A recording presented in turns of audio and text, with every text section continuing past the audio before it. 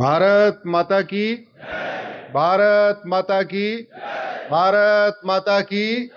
वंदे वंदे वंदे। सबसे पहले धर्म संस्कृति समिति और उसके सभी पदाधिकारी, सभी सदस्य, सबको मैं प्रणाम करता हूं। खंडेलवाल जी, जिनके अंदर युवाओं से भी ज्यादा जोश है, उनको विशेष रूप से प्रणाम करता हूं। आपने मुझे बुलाया। अब तक मंच पर उपस्थित और अब हमारे सामने बैठे आदरणीय बड़े भाई शर्मा जी, माननीय विधायक जी, बहन निवेदिता जी, परम स्नेही माननीय प्रवीण जी और उपस्थित सभी भाइयों और बहनों, मैं सबको प्रणाम करता हूं, सबको अपना स्नेह भेंट करता हूं। सुबह थोड़ी देर के लिए समिति के प्रमुख 12 लोगों के साथ चाय पे बैठने का अवसर मिला, तो सबको सुनने के बाद मैंने एक प्रश्न किया था कि अगर आपको एक दिन के लिए प्रधानमंत्री बना दिया जाए तो आप क्या करोगे। यहां बैठे होंगे 12 लोग जिनके सवाल है, तो मैंने कहा कि आप एक दिन के प्रधानमंत्री हैं, आपके पास पूरा अधिकार है, एक काम करना है, वो बताओ क्या करोगे। तो सबसे पहले कहां गए, हाँ, आपने कहा कि मैं जनसंख्या नियंत्रण कानून बनाऊंगा, हम दो हमारे दो सबके दो लागू कर दूंगा। दूसरे महानुभाव ने कहा हम भारत में यूनिफॉर्म एजुकेशन सिस्टम लागू कर देंगे, मुगलिया स्कूल बंद कर देंगे, अंग्रेजों के कॉन्वेंट स्कूल बंद कर देंगे, दोबारा गुरुकुल वैदिक शिक्षा व्यवस्था लागू कर देंगे। तीसरे महानुभाव ने कहा हम घर वापसी करा देंगे एक दिन के अंदर सबकी। चौथे महानुभाव ने कहा हम ऐसा कानून बनाएंगे कि सारे घुसपैठिए भारत छोड़ के भाग जाए। पांचवें महानुभाव ने कहा कि हम भारत में यूनिफॉर्म सिविल कोड लागू कर देंगे। छठवें महानुभाव ने कहा, मुझे लगता है ये शायद या तो माहेश्वरी समाज के होंगे, अग्रवाल समाज के होंगे, या तो जैन समाज के होंगे, इन्होंने कहा हम स्वरोजगार पे बल देंगे। कहां है वो? छठवें डॉक्टर साहब बैठे थे, उन्होंने बोला हम विदेशी चिकित्सा व्यवस्था जो इतना ज्यादा पूरे देश में हावी हो चुकी है, उसको उसकी बजाय भारत की चिकित्सा व्यवस्था योग, प्राणायाम, आयुर्वेद, नेचुरोपैथी को प्रमोट करेंगे। सब एक एक दिन के प्रधानमंत्री का ये अपना सपना है। नौवें ने कहा हम योग प्राणायाम अनिवार्य कर देंगे। 10वें ने कहा हम गीता रामायण उपनिषद अनिवार्य कर देंगे। 11वें महानुभाव ने कहा हम यूनिफॉर्म सबको इक्वल अपॉर्चुनिटी देंगे नौकरियों में। 12वें महानुभाव ने कहा ये जो फ्री बीज की रेवड़ी ओड़ी बट रही है, अनपढ़ अनाड़ी गंवार टाइप के लोग संसद विधानसभा में पहुंच जाते हैं, ऐसी व्यवस्था बनाएंगे कि सब लोग समझदार लोग पहुंचे, गुंडे बदमाश न पहुंचे, अलगाववादी कट्टरवादी न पहुंचे। इस 12 की 12 विषयों पे मेरी पीआईएल या तो सुप्रीम कोर्ट में पेंडिंग है तो हाई कोर्ट में पेंडिंग है।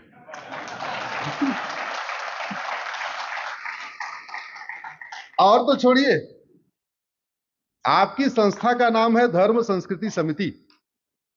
मेरी एक पीआईएल चल रही है कि धर्म और रिलीजन के बीच में अंतर बताया जाए, और कोर्ट ने केंद्र सरकार के गृह मंत्रालय, कानून मंत्रालय, शिक्षा मंत्रालय, संस्कृति मंत्रालय को नोटिस जारी किया है, जिसमें हमने मांग किया है कि बहुत बड़ा कंफ्यूजन क्रिएट हो गया है।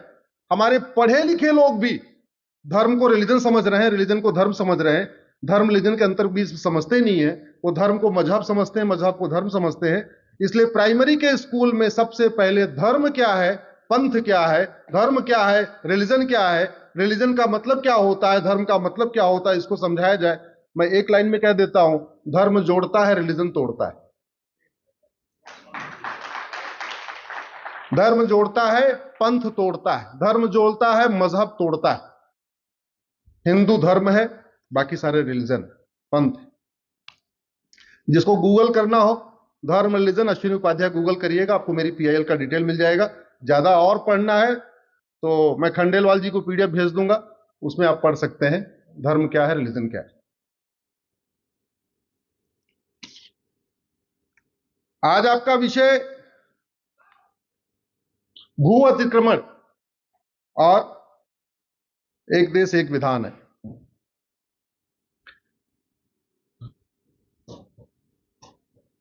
मैं वकील बनने के पहले इंजीनियर था,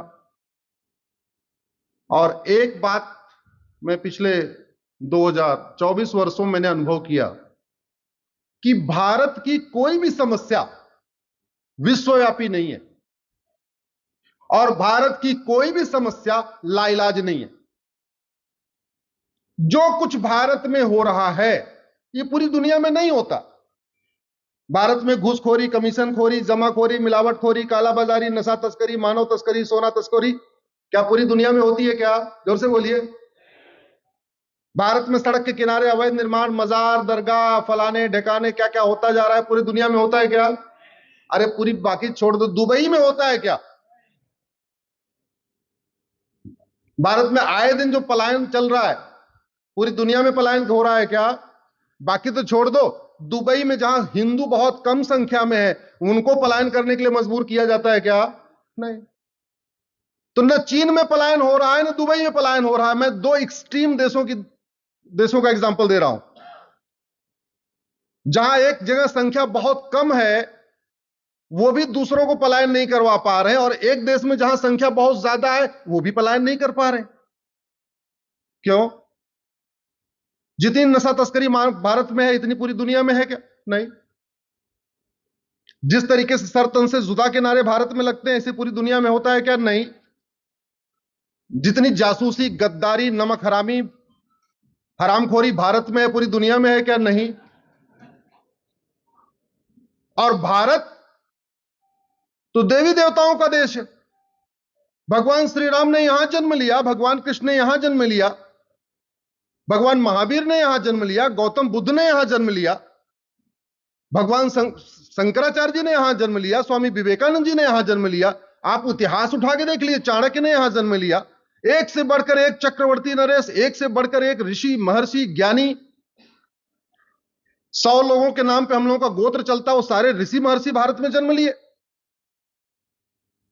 तो फिर और सिंगापुर में किसी ने जन्म नहीं लिया, जापान में किसी ने जन्म नहीं लिया, दुबई में किसी ने जन्म नहीं लिया। तो जो समस्या भारत में वहां क्यों नहीं है?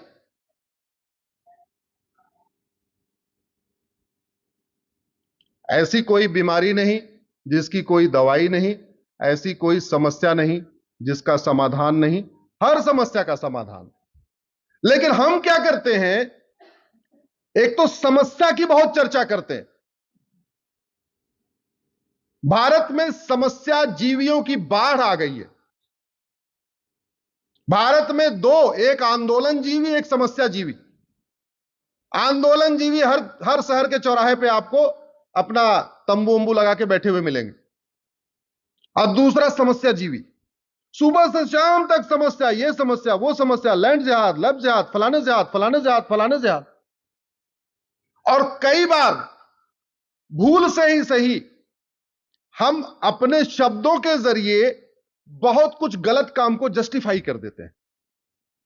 जैसे हम जब कहते हैं कि ये मजार अवैध है तो इसका मतलब कोई मजार वैध भी होती है, वो यही है ना? फिर तो अगर हम कह रहे हैं ये वाली अवैध है तो इसका मतलब कोई वैध भी है। अगर मजार वैध होती है, मजार इस्लाम में जायज है, तो कुवैत में, दुबई में, ओमान में, मस्कट में, अरब में एक भी मजार क्यों नहीं है? हम कहते हैं ये वाली दरगाह अवैध है, इसका मतलब कोई दरगाह वैध है। अगर दरगाह वैध है तो पूरे के पूरे अरब देशों में जहां से इस्लाम शुरू हुआ वहां एक भी दरगाह क्यों नहीं है? हम कहते हैं ये वाला कब्रिस्तान अवैध है, इसका मतलब कोई कब्रिस्तान वैध भी है। अगर कोई भी कब्रिस्तान वैध है तो पूरे के पूरे खाड़ी देशों में एक भी पक्का कब्रिस्तान क्यों नहीं है? मजार, दरगाह और पक्का कब्रिस्तान बनाना, मजार और दरगाह और पक्के कब्रिस्तान पे जाना इस्लाम में हराम है, और इसको 5 बार लाउड स्पीकर से कहा जाता है, ला इलाहा इल्लल्लाह। सुना होगा आपने अजान में, सुनाई पड़ता नहीं सुनाई पड़ता? क्या मतलब क्या है? ला इलाहा इल्लल्लाह, अल्लाह के अलावा और कोई इबादत योग्य है ही नहीं है। जब अल्लाह के अलावा कोई इबादत योग्य नहीं है तो दरगाह में किसकी इबादत हो रही है? मजार में किसकी इबादत हो रही है? हम क्या कर रहे हैं? सतही नीम हकीम खतरे जान एक शब्द था। हम सतही इलाज करने की कोशिश कर रहे हैं। पहले ये तो देख लो, हम जिसको कह रहे हैं ये अवैध है और ये वैध है, वो जायज भी है, हलाल भी है या हराम है? पहले ये तो पता करो।